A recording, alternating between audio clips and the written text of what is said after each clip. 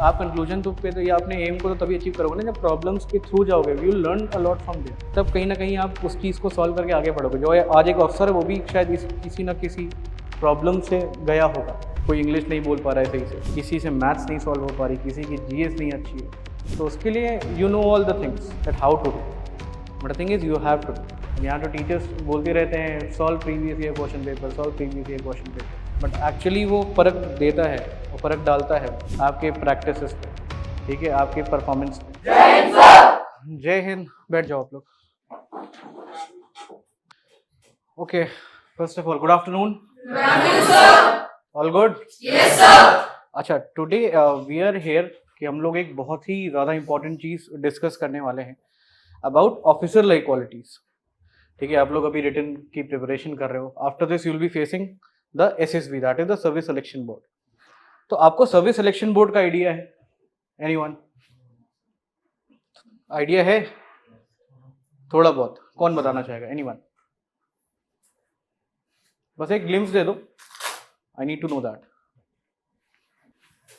दिन का प्रोसेस हो रहा है जिसमें अपनी ऑफिसर लाइक क्वालिटी चेक होती है, जिसमें डीटीओ होता है, साइट टेस्ट होता है, ये सारे ग्रुप डिस्कशन होता है। ठीक है, ठीक है, ओके। और कोई? चलो ओके। एसएसबी बेसिकली क्या होता है? एक प्रोसीजर होता है, ठीक है, जिसमें आपकी जो पर्सनालिटी है उसको टेस्ट किया जाता है। अब आपकी पर्सनालिटी को हर कंस्ट्रेंट से टेस्ट किया जाता है, that is mentally, physically, emotionally, each and every direction में, ठीक है। तभी इसमें कई पार्ट ऑफ टेस्टिंग होते हैं, basically the 3 parts, that is firstly the psychology part, second will be your group testing and third will be your interview, ठीक है। तो बेसिकली जो पर्सनालिटी टेस्ट की मैं बात कर, जो पर्सनालिटी की बात करूँ, सो इनके कुछ क्राइटेरियाज होते हैं, कुछ बेंच मार्क्स होते हैं, ठीक है, और उनको हम लोग नोटेशन देते हैं ऑफिसर लाइक क्वालिटीज का। अब वो ऑफिसर लाइक क्वालिटीज होती क्या है, ठीक है, क्या होती है ओएलक्यूज? तो ओएलक्यूज का सबसे पहली चीज, उसका full form is officer like qualities. Basically जो आपकी लीडरशिप स्किल्स होती हैं उन्हीं को 15 क्वालिटीज में डिवाइड कर दिया गया है, and that too subdivided into 4 factors, ठीक है। तो दैट इज योर ओएलक्यूज। चलो we'll go one by one. OLQs in SSB stand for the officer like qualities. These are the core qualities that the service selection board looks for to assess whether a candidate has the potential to become an officer in the armed forces or not. OLQs are set of personality traits that reflects leadership ability, mental toughness, social effectiveness and emotional stability. And the next line, ये bookish knowledge का test नहीं होता है, right? It's a test of your personality. ठीक है, they are not the bookish knowledge but natural behaviour shown in your actions, ठीक है। Bookish knowledge का जो टेस्ट है वो हम लोग रिटन में ही पहले टेस्ट कर लेते हैं, written and followed by the OIR, the screening test of the SSB part, ठीक है। अभी मैं एक एक करके बताता हूँ बेसिकली कि जो OLQs डिवीजन होते हैं वो कैसे होता है। 4 फैक्टर्स की मैंने बात करी थी। First factor is basically the brain part, the mind part, जिसमें 4 क्वालिटीज होती है। First quality is basically called as effective intelligence, second quality is called as reasoning ability, third quality is called as organizing ability, and fourth one is power of expression. Next factor, that is factor 2, उसमें heart की quality, the qualities of heart, right? Qualities of heart में basically कितनी? 3 qualities होती हैं। Firstly is your social adaptability, then your cooperation, and then the sense of responsibility, ठीक है। Coming on to the next part, the next factor, the factor 3 is of your guts, right. अब guts में सबसे पहली qualities आती है initiative, then self confidence, then speed of decision, then ability to influence, and lastly the liveliness, right. And moving on to the last factor, that is factor 4, ठीक है। Factor 4 में basically कितनी qualities? 3 qualities. Firstly is your determination, then courage, and lastly stamina. These are the 15 OLQs।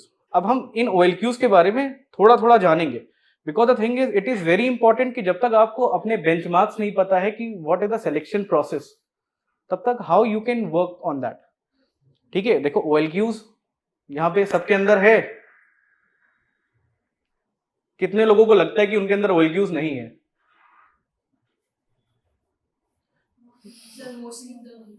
देखो basically क्या होता है, tell you, basically OLQs के ना शेड्स होते हैं, there are shades of OLQs. Shades of OLQs को मतलब समझते हो?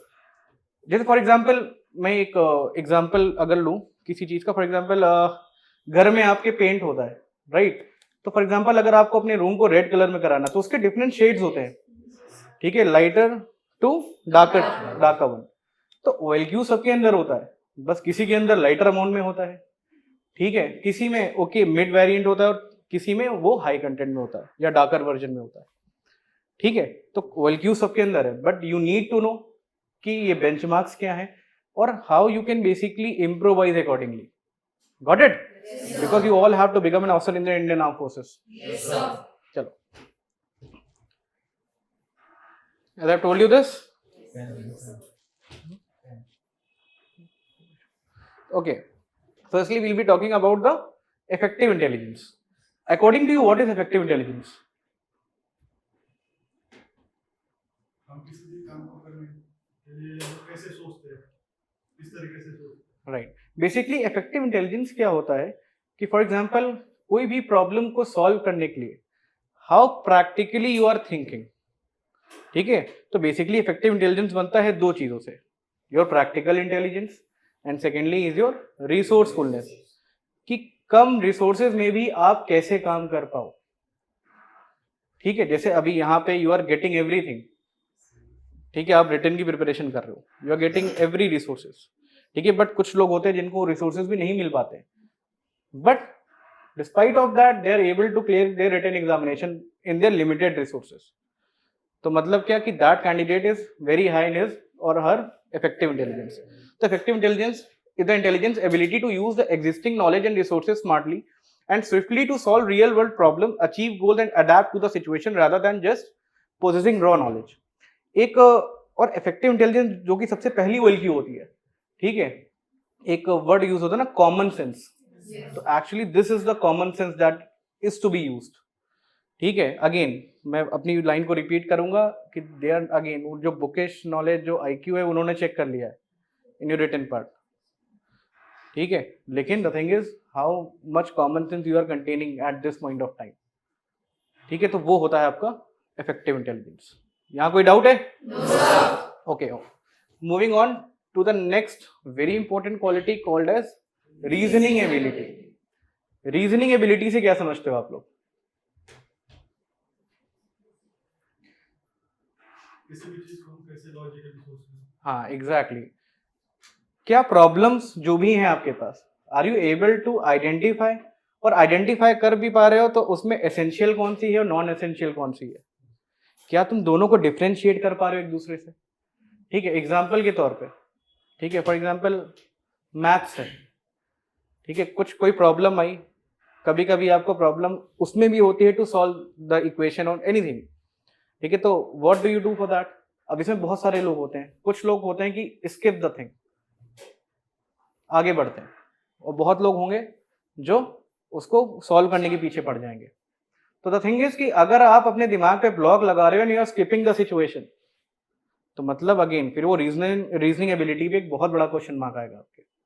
और ये हर तरीके से टेस्ट किया जाता है. अगर आप साइड टेस्ट में करो, फॉर एग्जाम्पल उसमें स्टोरी राइटिंग होती है, तो अगर पिक्चर में कोई प्रॉब्लम आपको दिखाई जा रही है, ठीक है, लेकिन उसके बाद भी वो प्रॉब्लम ना लेके आपने उस प्रॉब्लम को स्किप कर दिया, फॉर एग्जांपल एक्सीडेंट सीन है but you are not considering as a accident scene, ठीक है, तो फिर it will show what, it will basically show that the candidate is trying to get skip from this problem. वो problem को skip करना चाह रहा है, नॉट फेसिंग द सिचुएशन, ठीक है. Secondly, rational thinking is a part of reasoning ability. Rational thinking मतलब क्या होता है? Practical thinking which does not involve any sort of emotion.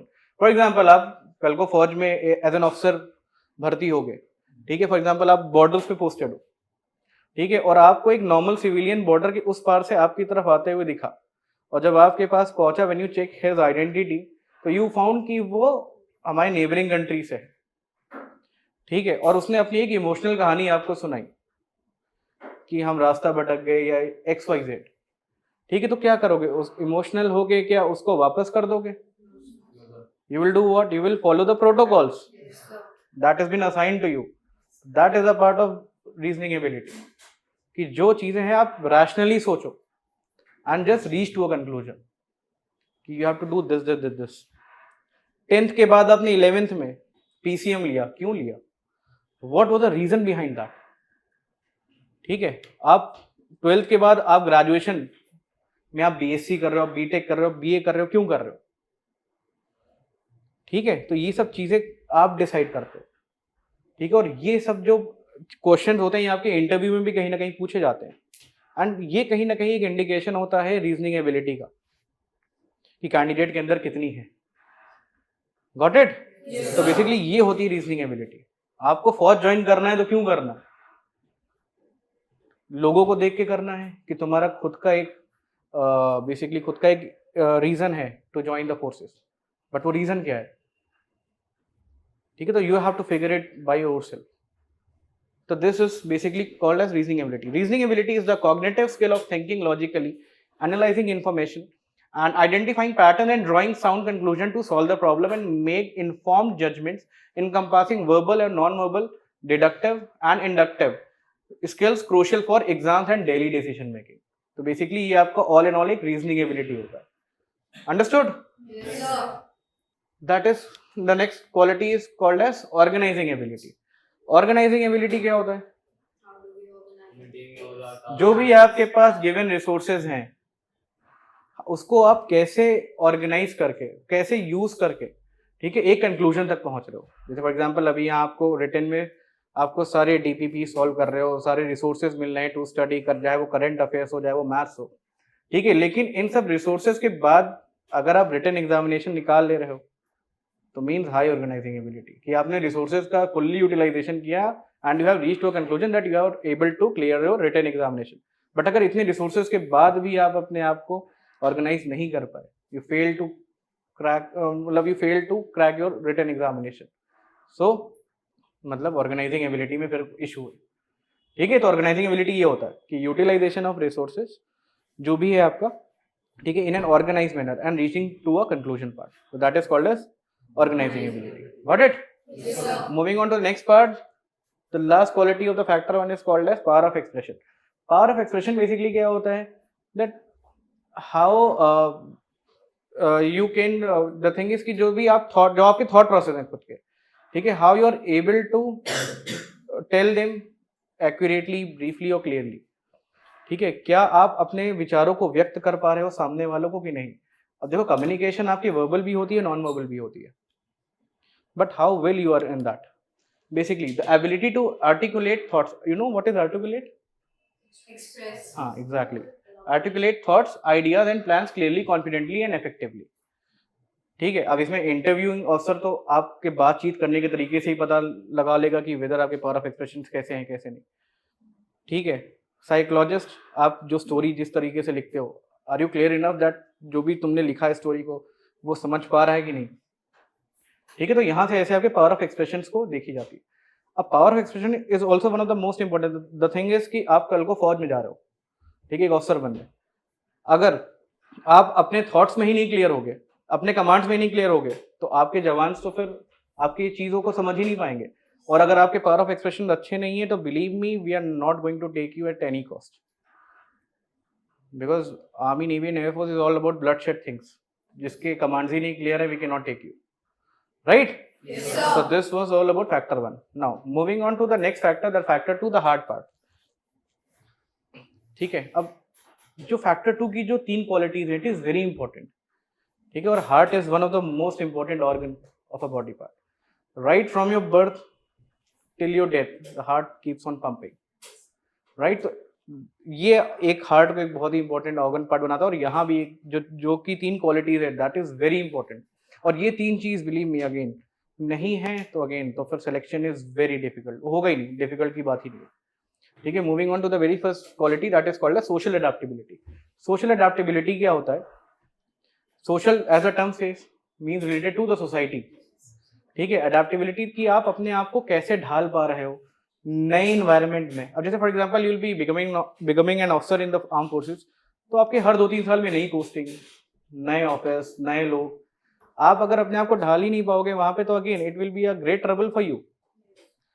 ठीक है, अब ये सब चीजें आप खुद में कैसे चेक कर सकते हो? फॉर एग्जांपल अभी 12th के बाद आप कॉलेज जाओगे, So are you the person who make friends by yourself, or are you the person who just sit in the corner and wait for someone to come ki okay, or are you the person who go by himself or herself and shook hand with other, okay I am this, I am from this school, right? ये सब चीजें आपकी social adaptability show करती है, ठीक है? अब interviewing officer इसको अलग अलग तरीके से पूछता है, ठीक है, आपका सोशल अडेप्टेबिलिटी निकालने के लिए कि आपके कितने फ्रेंड्स हैं, क्या आपका फ्रेंड सर्कल बड़ा है, क्या आपका फ्रेंड सर्कल छोटा है, ठीक है, और जो पुराने फ्रेंड्स हैं क्या उनके साथ आप कांटेक्ट में हो कि नहीं हो, ठीक है? तो ये सब छोटी छोटी चीजें आपकी सोशल अडेप्टेबिलिटी को रिप्रेजेंट करती है. तो social adaptability again it is very important and very important aspect of the OLQ. Got it? Yes, sir. Moving on to the next factor, the factor is called as cooperation. Now again, one of the most important factors again. Cooperation क्या होता है according to you all? It is not about adjusting. It is about the willingly participation of yourself in the group. जैसे for example, I have to fly a aircraft. Right? It's the team that will take that one aircraft into the air. ठीक है, for example अगर मैं I know how to fly a plane, ठीक है, तो ऐसा तो होगा नहीं I just go set and fly. It's the ground staff, it's the technical staff, it's the engineer who will cater each and every checks. ठीक है, जब वो सब पूरी चेकिंग हो जाएगी, ठीक है, then I will be setting in the aircraft. फिर उसके बाद भी ये नहीं कि I can take off, I have to coordinate with the ATC. ATC आपको टेक ऑफ कराएगा, फिर उसके बाद रेडार. ठीक है, तो ये सब चीज को लगता है एक एयरक्राफ्ट को ऊपर पहुंचाने में. तो बेसिकली इट्स अ टीम. ठीक है, Virat Kohli is one of the best player in the Indian cricket team, but क्या विराट कोहली अकेले मैच जिता सकता है? नहीं, इट्स द टीम. और आर्म फोर्सेस में again the cooperation is very important, whether it's about the army, navy और एयरफोर्स, बिकॉज विदाउट कोऑपरेशन आप चीजों को आगे चला ही नहीं सकते हो. Got it? So basically it's the willingly participation, putting 100% effort without any reward or recognition seeking attitude. ये नहीं कि किसी को दिखाने के लिए रिवॉर्ड सीकिंग टेंडेंसी आपके अंदर वो दिख रही है, उसलिए नहीं करना है. ठीक है, you have to do for your team. ठीक है, this is called as cooperation. Moving on to the next, the sense of responsibility. 15 OLQs बहुत इंपॉर्टेंट है, बट ये नहीं तो कुछ नहीं. ठीक है, सेंस ऑफ रिस्पॉन्सिबिलिटी आपके हिसाब से क्या होता है? ठीक है, कि क्या आप उतने जिम्मेदार हो कि चीज़ों को आप समझते हो and then you take decision. क्योंकि द थिंग इज, आप for example you go in a war, ठीक है, आप यंग कैप्टन, मेजर, लेफ्टिनेंट हो गए.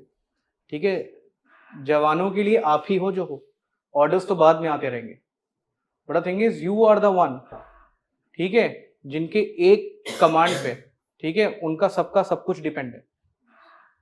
ठीक है, तो ये obligations which are able to take, ठीक है, that will show your sense of responsibility. और कोई आपको फोर्स नहीं करेगा, that you should do. For example, आप you are going on the road, ठीक है, and you saw that someone is needy at that time.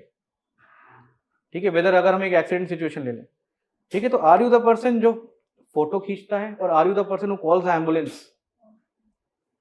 Right? अब इसमें अगेन, इसमें आपको कोई थोड़ी ना बोलेगा, ठीक है, कि ये आप करो जाके, या डू दिस थिंग. ठीक है, वो आपका खुद का सेल्फ होगा जो आपको वहां तक लेके जाएगा, एंड दैट विल. और इस चीज को हम लोग बोलते हैं मिलिट्री बियरिंग. तो मिलिट्री बियरिंग है कि नहीं वो आपके अंदर, without forcing yourself to do that thing, वो आपके अंदर खुद से होना चाहिए.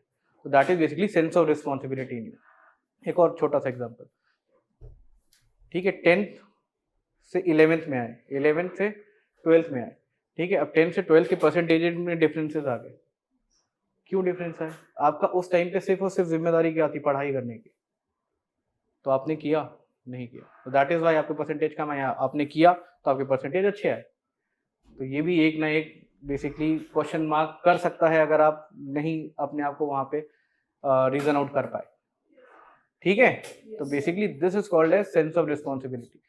घर में छोटी छोटी चीजों की जिम्मेदारी खुद से लिया करो. ये सब चीजें एक दिन में नहीं बनती है, it takes time to build up. Got it? This is basically sense of responsibility. यहां तक सबको सब कुछ क्लियर? Yes, sir. ठीक है, moving on to the next factor, that is factor 3. The guts part, सबसे पहला इनिशिएटिव. अच्छा, I want to ask you that what is initiative according to you? Start करने के लिए okay, good. So willingness to take the first step. Okay, fine. ठीक है, आप लोग ठीक बता रहे हो, बट थिंग इज आपने कंप्लीट नहीं बताया. चलो एक उसी पुराने एग्जांपल को ऊपर लेके आते हैं. आपने एक्सीडेंट देखा, ठीक है, कि एक आदमी इज बेसिकली उसका एक्सीडेंट हुआ है और वो एकदम पूल ऑफ ब्लड में पड़ा हुआ है ऑन द रोड. आपने initiative you have taken the first step और उसको उठा के आपने साइड में रख दिया और फिर चले गए. आपने फर्स्ट स्टेप तो लिया ना इनिशिएटिव के हिसाब से, आपके इनिशिएटिव के हिसाब से. ठीक है, तो इनिशिएटिव क्या होता है? टेकिंग फर्स्ट और subsequent step and you are able to sustain your actions so that you may reach to the conclusion. That is initiative. अब जैसे जीटी में, ग्रुप टेस्टिंग में जीडी होता है, ग्रुप डिस्कशन. टेक इनिशिएटिव, पहली बार मतलब शुरुआत में बोल दो, just take first step to discuss. शुरुआत में आपने एक बार बोल दिया, फिर पूरे डिस्कशन भर आप शांत रहे.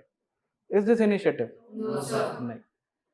Got it? इनिशिएटिव क्या होता है? टेकिंग फर्स्ट और subsequent step and you are able to sustain your actions. ये इनिशिएटिव होता है. ठीक है, the ability to take first purposeful action, lead independently and sustain effort in new और challenging situation without waiting for order, showing proactiveness, leadership and resourcefulness. ठीक है, moving on to the next one, self confidence. Self confidence तो बहुत है आप लोगों में. होता क्या है बट सेल्फ कॉन्फिडेंस? अब मुझे आत्मविश्वास मत बोलना, उसका हिंदी वर्जन. ठीक है, but what is self confidence? अपनी qualities पे believe करना. Having faith in yourself in an unfamiliar situation that you will be able to do that thing. That is self confidence. ठीक है, लाइफ में बहुत सारी ऐसे पड़ाव आएंगे आपके पास कि आपके लिए वो चीज शायद नहीं रहे. अब यू आर द वन कि आपको अपने पर भरोसा है कि whether you will be able to do that thing और नॉट. अगर है तो मतलब हाई सेल्फ कॉन्फिडेंस, नहीं है तो again you have to work on that. कभी भी लाइफ में ऐसी सिचुएशंस आए तो always tackle that, always face it, क्योंकि जब तक फेस नहीं करोगे, ठीक है, आप उसको कभी आगे नहीं कर पाओगे. और एक और कहावत कही गई है ना कि if you want to eradicate your fear, ठीक है, so the best thing is to face it.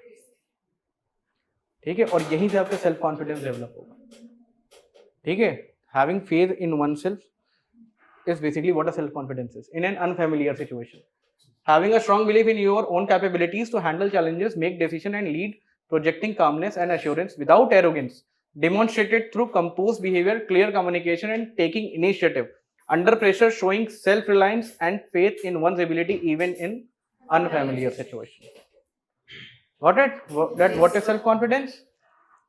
Moving on to the next quality, the quality is called as speed of decision. How appropriate and how quick you are in your decision making.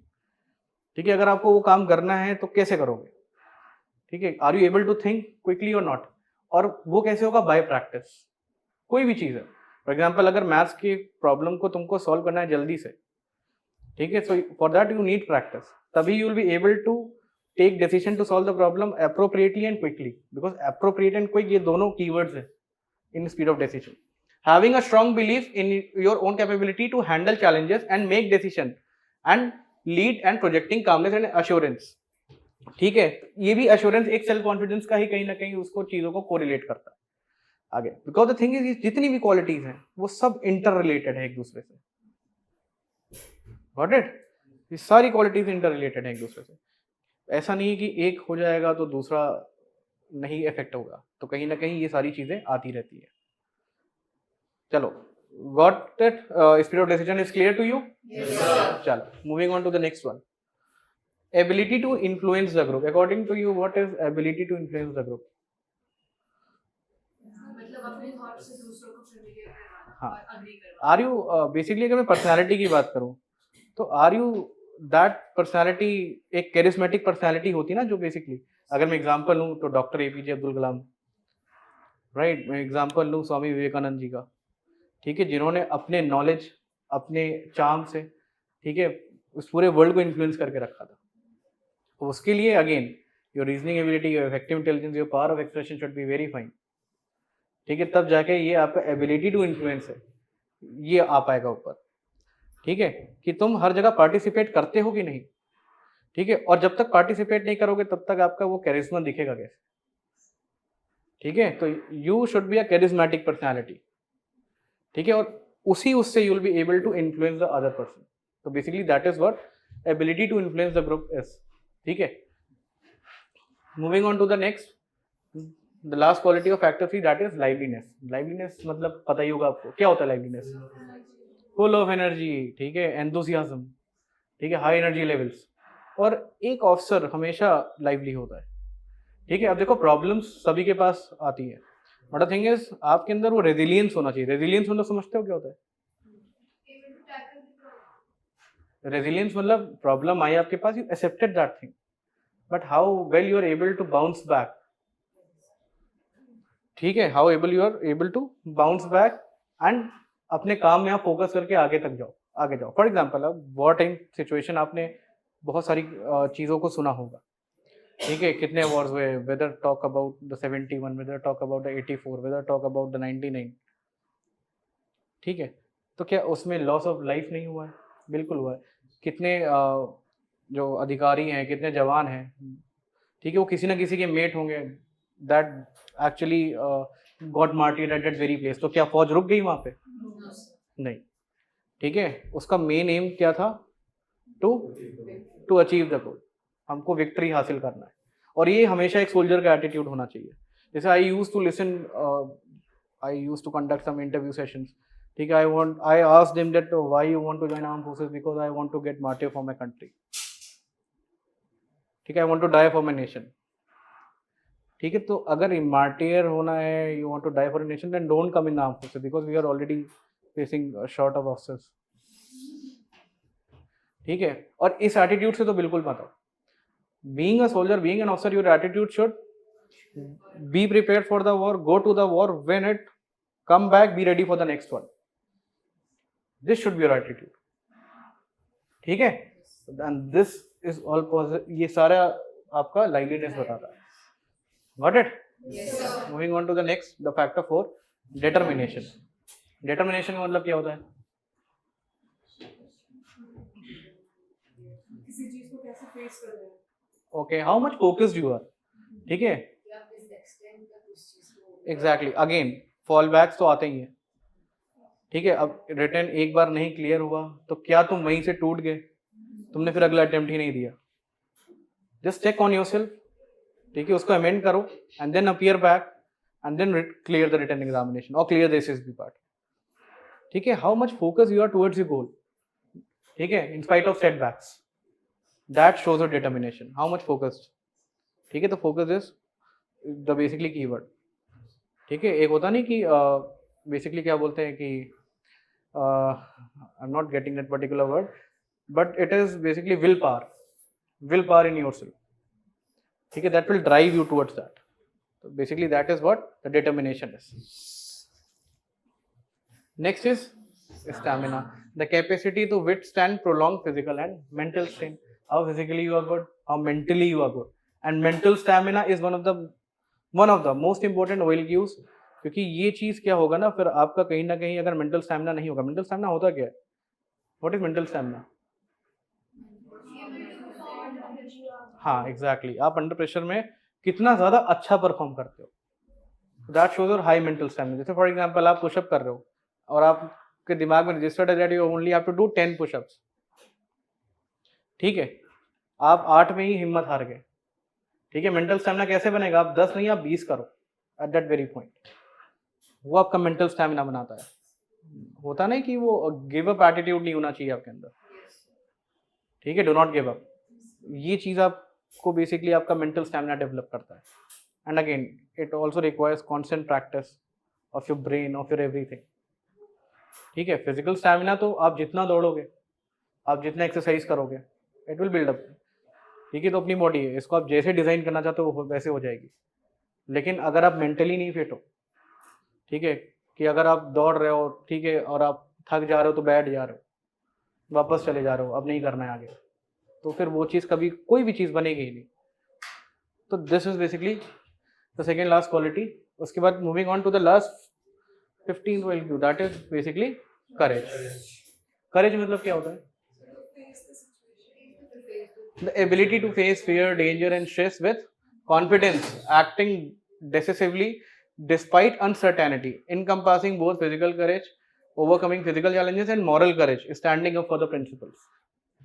ठीक है, moral courage भी इसकी का part, because courage is, ठीक है, उसमें physical करेज और moral courage दोनों ही आते हैं. moral courage मतलब समझते हो कि are you standing for yourself, for the society, for anyone who is in need. ठीक है, तो that is basically moral courage. ठीक है, और करेज की अगर करेक्ट डेफिनेशन और थोड़ा सा रिफाइन करें तो courage is taking what calculated and purposive risk. वो होता है करेज. तुमको लग रहा है कि अगर ये मैं करूंगा तो आई विल डाई, और फिर भी सोचो नहीं करेज दिखाना है, because there is a very thin line between courage and foolishness. ठीक है, तो you should be knowing that what is a courage, और फुलिशनेस तो नहीं कर रहे हो आप वो पर्टिकुलर एक्ट करके. तो दैट इज वाई इसकी डेफिनेशन क्या है, that courage is basically taking calculated and purposive risk is what a courage is. ठीक है, चलो आई थिंक ये आपको लगभग 15 OLQs समझ में आ गई होंगी. ठीक है, यहाँ पे किसी की कोई डाउट है? सर जैसे कि हमें टीचर ने बताया था कि वहाँ पर आपसे पूछते हैं कि आपके पेरेंट्स या आपके टीचर्स आपके बारे में क्या सोचते हैं. तो सर वो तो जो भी सोच रहे हैं वो तो उनकी थिंकिंग होगी, उनके थॉट प्रोसेस होंगे, तो वो हम पर इफेक्ट कैसे करेंगे, मतलब वो हमारा कैसे मतलब एटीट्यूड जज कर सकते हैं उससे. ठीक है, बैठ जाओ. एक्चुअली क्या होता है, वो आपका एटीट्यूड जजमेंट ऐसे होता है कि द थिंग इज, क्योंकि जैसे आप होते हो वैसे ही आपको टीचर्स वैसे ट्रीट करेंगे. अगर आप हमेशा एक अच्छे स्टूडेंट रहे होगे in your school, in your college, basically मैं स्कूल की बात करता हूँ. ठीक है, अगर आप एकेडमिकली आप अच्छे हो, स्पोर्ट्स में भी आप सही हो, ठीक है, डिसिप्लिन वे में आप अच्छे हो, तो डेफिनेटली जो उनके रिव्यूज होंगे वो आपकी पर्सनालिटी को रिफ्लेक्ट करेंगे ना कहीं. But sir sometimes teachers get, हाँ तो ठीक है, तो उसके भी कुछ पॉइंट्स होते होंगे ना, कुछ फ्लॉज होते होंगे, that is why they get discomfort from you, और या कोई शिकायत होती है उनकी, because you have might have done something. और कभी कभी मिसअंडरस्टैंडिंग अगर होती है तो make it clear, because talking resolves everything. अगर मिसअंडरस्टैंडिंग को कैरी ऑन करते हुए चलोगे तो अगेन उसका कोई फिर अंत नहीं होता. द थिंग इज, अगर ऐसा कुछ है तो गो एंड टॉक, कोई मिसअंडरस्टैंडिंग है. ठीक है, मैं इसी से रिलेटेड थोड़ा सा और आगे बोलना चाहूंगा. जैसे फ्रेंड्स के बारे में पूछते हैं, यस सर, ठीक है, तो कहा जाता है friends are the reflection of your personality. जैसे आप होते हो वैसे ही आपके फ्रेंड्स होते हैं. मैं एक्सेप्शंस नहीं ले रहा हूँ यहाँ पे, देख, बट मेजोरिटी देखो टॉपर्स के friend toppers, yes again exception. ठीक है, बैक बेंचर सोसाइटी के फ्रेंड बैक बेंचर्स. यस ठीक है, लेकिन अगर तुम वेन डायग्राम बनाओगे, ठीक है, तो बैक बेंचर्स भी टॉपर्स हो सकते हैं. यस सर, ठीक है, तो वो सिचुएशनल चीजें होती है. Got it? Yes anyone else want to ask anything? हाँ sure. Sir day to day life में अपने अंदर ऑफिसर लाइक क्वालिटीज को कैसे बिल्ड करें? मैंने इतनी 15 OLQs बताया आपको. ठीक है, और हर चीज में एक चीज एप्रीहेंड करने को बताया. ठीक है, अब द थिंग इज, अगर मैं एग्जांपल दूं, ठीक है, जैसे मैंने सोशल अडेप्टेबिलिटी का एक चेक बताया कि how can you find it in yourself. ठीक है, कैसे फाइंड आउट कर सकते हो, बताओ. I have told you one example, like ambulance वाला social social adaptability. Adaptability. If we are basically आप अपने फ्रेंड्स सर्कल से कितना ज़्यादा आप सबमर्ज हो पा रहे हो कि नहीं. Basically are you the person कि जो ग्रुप आपको सुन रहा है, आपकी बातें सुन रहा है, आपकी बातों को रख रहा है. ठीक है, आपका एनवायरनमेंट चेंज हुआ, ठीक है, तो क्या आप उसमें अडाप्ट कर पाए अपने आप को. और फर्स्टली ओवरऑल अगर आपको अपने आप को इम्प्रूवमेंट करना है, ठीक है, फोकस रहो कि तुम्हारा गोल क्या है. For example you have to clear this written first of all, तो you have to be first of all very discipline. ठीक है, जो भी यहाँ पे पढ़ाया जाता है, ठीक है, या जो भी आप घर पे पढ़ रहे हो, just make a proper time table और डेली अपने गोल्स को सेटअप करो. Do that thing in a discipline way. ठीक है, उसके बाद सेकेंडली आप न्यूज़पेपर रीडिंग हैबिट डाल सकते हो, because again it will help you in multiple things, whether it's all about communication, whether it's about increasing your knowledge about current affairs, whether it's your imagination part. ठीक है, तीसरा अपनी physical exercises पे ध्यान दो. Run, sweat, repeat. ठीक है, the thing is, आप जितनी ज़्यादा एक्सरसाइजेस करोगे, ठीक है, it will make you mentally and physically fit. ठीक है, आप इतना चीज़ करते रहो.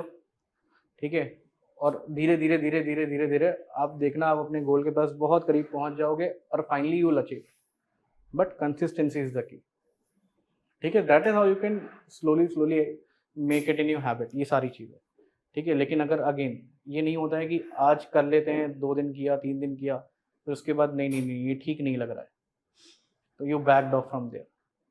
देखो बहुत सारी सिचुएशन ऐसी आती है कभी कभी जहाँ पे आपको मेंटली इमोशनली आप यू जस्ट ब्रेक डाउन, ठीक है बहुत। और अगर ऐसा कुछ हो रहा है तुम्हारे साथ तो डोंट वरी, वो सही हो रहा है, you are going right, because the thing is कि आप कंक्लूजन तो पे तो या अपने एम को तो तभी अचीव करोगे ना जब प्रॉब्लम्स के थ्रू जाओगे, you learn a lot from there, ठीक है। तब कहीं ना कहीं आप उस चीज़ को सॉल्व करके आगे बढ़ोगे। जो आज एक अफसर है वो भी शायद किसी ना किसी प्रॉब्लम से गया होगा, ठीक है। किसी को इंग्लिश कम्युनिकेशन का कोई इंग्लिश नहीं बोल पा रहा है सही से, किसी से मैथ्स नहीं सॉल्व हो पा रही, किसी की जीएस नहीं अच्छी है, तो उसके लिए you know all the things that how to do, but the thing is you have to do.